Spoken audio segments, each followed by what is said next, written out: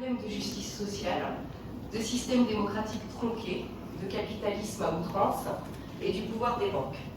Je me crois éveillée. En réalité, j'étais encore versée dans certaines idéologies et je me rends compte que j'étais finalement bien ignorante. Et c'est avec Solidarité Progrès que j'ai le plus appris, et avec le CNTF pour ceux qui connaissent. Donc mon histoire avec eux commence dès le groupe de réflexion vendéen avec Marc et l'intervention de deux personnes de Solidarité Progrès qui sont venues de Paris jusqu'à nous pour nous expliquer quelques petites notions. Donc là, on m'a parlé de Banque Nationale. Je n'ai alors entendu que le mot banque. Lorsqu'on a pris 10 000 € de frais bancaires dans les 6 premières années de son entreprise, le mot banque devient un gros mot. Donc ensuite vient le crédit productif. Et là, le mot crédit. Bon, il faut savoir que moi, je vis le surendettement depuis pas mal d'années. Donc le mot crédit, je ne veux plus en entendre parler, peu importe la suite. Et puis la Chine. Bon, bah, la Chine, attention, la Chine. Voilà. Puis j'ai commencé à lire les tracts que Marc me donnait à chaque fin de réunion le dimanche matin. Et j'ai compris. Je lance une spéciale dédicace à Sébastien Drochon, pour son article sur Mars. Alors là encore, pour moi, il fallait arrêter le progrès, stopper toute conquête au vu de ce que l'on a déjà gaspillé sur Terre. Mais la réalité est tout autre. Le progrès est le propre de l'homme. Pour autant qu'il aille dans le bon sens et qu'il permette au contraire d'avancer vers des technologies qui ne sont pas pensées qu'en termes de profit, mais de respect de l'humanité et de l'environnement. Le progrès vient aussi des savoirs anciens qu'il faut savoir s'assurer de préserver. Donc mon histoire continue avec la création d'un programme commun. 2 mouvements politiques citoyens, donc Concorde 17-11 que je représente avec Jean-Charles, principal auteur de ce programme, et 2 partis politiques, dont Solidarité Progrès. De la droite, de la gauche, des apartisans qui s'obligent à travailler ensemble parce qu'on n'a pas d'autre choix que de s'unir. Là encore, je sors un peu plus de mes idéologies. Je m'aperçois que je me suis mise seule dans la case extrême gauche. Que finalement nous nous rejoignons sur le fait que nous sommes souverainistes, que nous avons identifié la cause ainsi que les responsables de la catastrophe sociétale amorcée, c'est-à-dire l'oligarchie financière, l'Union européenne, l'OTAN, etc. Que nous avons 70 à 80% de solutions programmatiques communes. Cela n'a pas abouti, dommage, mais la population de toute façon n'est pas prête. Après les présidentielles, je continue avec les cercles citoyens, C17-11 et la Concorde. Mon ami Daniel et moi sommes candidats dans la 4e circonscription de Vendée. Nous avons la chance d'avoir 3 duos très soudés pour ces élections. C'était génial. De très belles rencontres, des échanges magnifiques, des débats intéressants, le porte-à-porte, les marchés, les vides-greniers. Nous avons enfin l'opportunité d'être écoutés, de pouvoir s'exprimer et d'argumenter. Il est parfois difficile de parler politique quand la plupart des gens en sont carrément dégoûtés, et en même temps, beaucoup ont salué notre engagement. Rien n'aurait été possible sans l'accompagnement et la venue des équipes de Solidarité Progrès et de M. Jacques Cheminade. Nous sommes très fiers de nos résultats, car nous ne réfléchissons pas en termes de pourcentage, mais en termes de nombre de voix. À peu près un millier de personnes se sont déplacées pour voter pour nous dans la Vendée, principalement dans les endroits où nous avons pu être présents, ce qui veut dire que si nous avions eu plus de temps, nous aurions aussi eu plus de voix.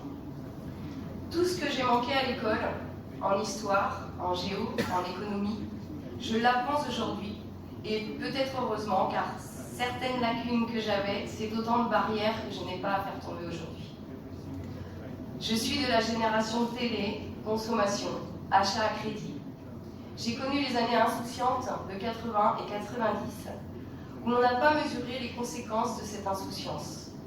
Elle nous a bercés dans le divertissement, qui a remplacé peu à peu la connaissance. Je me croyais devenue apartisante, car déçue des partis politiques en place, enfin ceux qu'on met sur le devant de la scène, ceux que j'appelle désormais l'opposition contrôlée, la fausse opposition. Mais j'ai trouvé avec vous le message que j'ai envie de faire passer et que vous aviez déjà depuis plus de 20 ans. J'ai pensé en 2018 que l'on vivait une sorte de deuxième mai 68, mais cela va beaucoup plus loin. Je suis rentrée en résistance ce jour-là. Il va sûrement falloir que tout notre système s'écroule avant que tous se réveillent. Apparemment, c'est pour bientôt. Je vais donc continuer à militer avec vous et les cercles citoyens afin d'avoir un autre choix à proposer que l'austérité et la mise en esclavage total des peuples par la dette. Un meilleur avenir pour nos enfants qui, j'espère, connaîtront l'après, celui de l'Institut Schiller, de Lyndon LaRouche et de Jacques Cheminade. En vous remerciant de m'avoir donné la parole, je vous souhaite à tous. Et à toutes. Il s'appelle Benoît Jamonou. Il est vendéen, né à La Roche-sur-Yon, donc un ventrachou. Alors le ventrachou, c'est quoi? C'est déjà un résistant à l'époque. Un résistant qui se jetait dans les sillons de choux pour aller attaquer des opposants. Voilà ce qu'était, et on était déjà dans la résistance. Ses parents étaient des ouvriers, son père boucher, sa mère aide-soignante, et le petit Benoît, lui, est fonctionnaire territorial, travaille à la mairie de La Roche-sur-Yon. Dans les années 90, il subit une pression hiérarchique et du mal-être au travail qu'il essaie de faire comprendre à sa directrice de l'époque, mais en vain, la sanction tombe. Il est devenu un pion que l'on place comme sur un jeu de dames. Il n'a pas d'autre choix que de prendre un poste avec des missions qui n'avaient rien à voir avec son métier initial. Ah, qu'est-ce qu'il fait? Mais il se syndique à la CGT, oui. Rien n'est parfait. Hein. Pour défendre ses droits, il en est devenu aujourd'hui le permanent syndical et depuis 15 ans le secrétaire général des agents territoriaux de La Roche-sur-Yon avec un détachement complet. Le 17 novembre 2018, il fait partie de ces milliers de gens dans la rue qui endossent un gilet jaune pour crier la colère populaire contre la hausse du carburant, on y est encore, hein, et la taxation croissante, on y est encore aussi. Certains criaient résistance, mais la répression est toujours là. Cela dérange. Bon nombre dans la rue se sont vus molestés, mutilés, certains ont même perdu la vie. Tout cela amène à réfléchir. Quelle vie souhaite-t-on pour nos enfants, voire nos petits-enfants?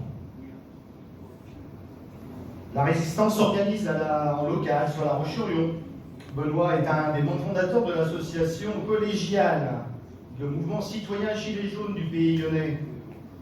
Il rejoint ensuite des groupes de réflexion où il partage, échange de bon nombre de points communs pour en sortir un programme citoyen, comme a pu en parler Virginie tout à l'heure, construit pour les présidentielles 2022, Concorde 17.11, en devenant aussi un des membres fondateurs.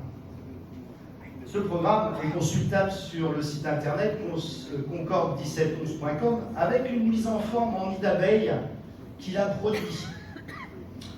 Et là, des résistants se disent qu'il faut se regrouper pour les prochaines élections présidentielles.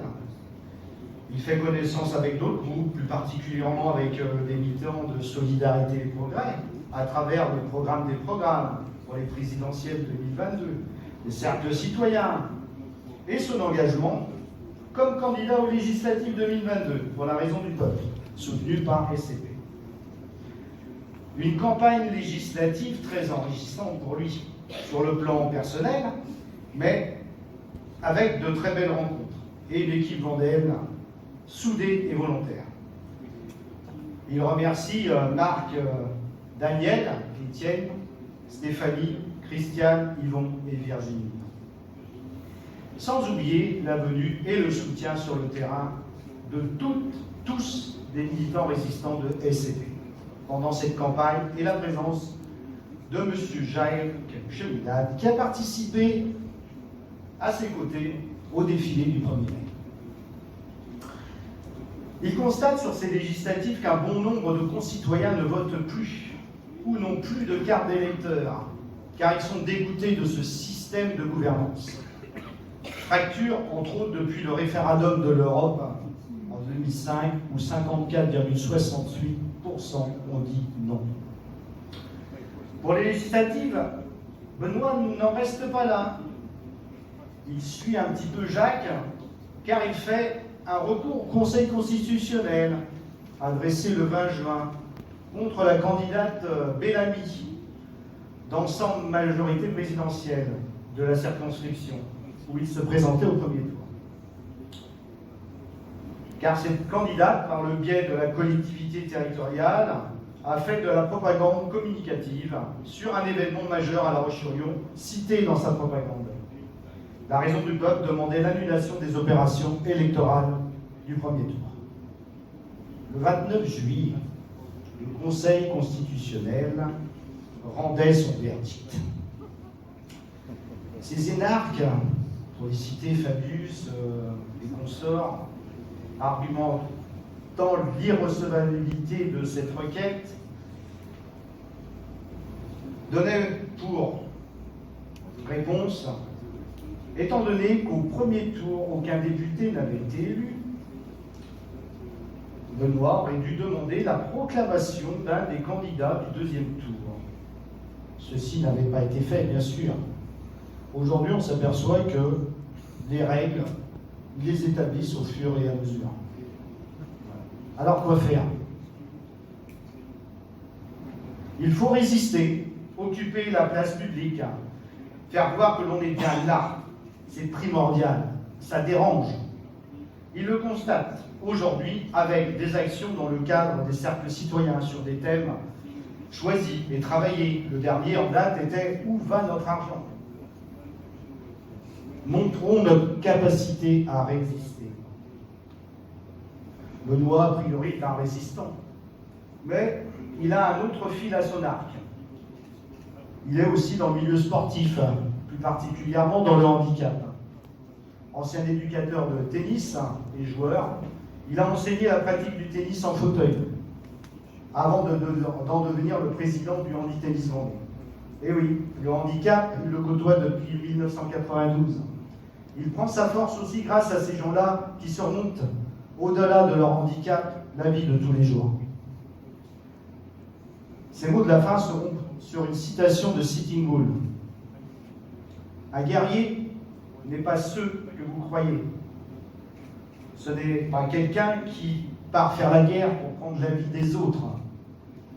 Pour nous, un guerrier, c'est quelqu'un qui se sacrifie pour le bien-être des autres. Son devoir est de protéger les aînés, les gens sans défense, ceux qui ne peuvent prendre soin d'eux-mêmes, et par-dessus tout, les enfants qui sont le futur de notre humanité. Merci de votre attention.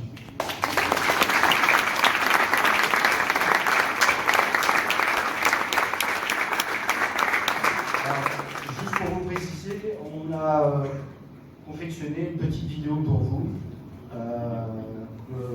qui va être